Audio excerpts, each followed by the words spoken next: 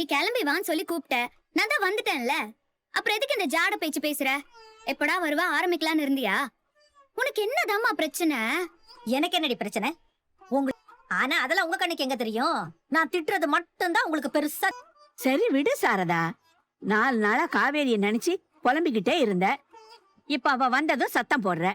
சரிம்மா, நீ எனக்காக கவலைப்படுறங்கிறது எனக்கு புரியாமலாம் இல்ல. டென்ஷன் ஆகாத. சரி, ஏய், போடி. சாப்பாடு எடுத்து வைக்கிறேன், போய் மோங்கலிட்டு வா. காவேரி நெல்லு. என்ன பாட்டி? பாட்டி என்ன பாட்டி என்ன பண்ற?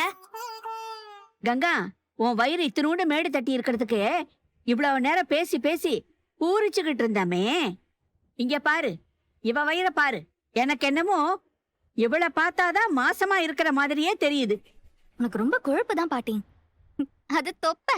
அவளுக்கு தான் சின்ன வயசுல இருந்தே தொப்ப இருக்குல்ல. அப்பெல்லாம் அத்தை இவள கூழ்பானன்னு பட்ட பேர் வச்சுதானே கூப்பிடும். அதெல்லாம் மறந்து போச்சா உனக்கு?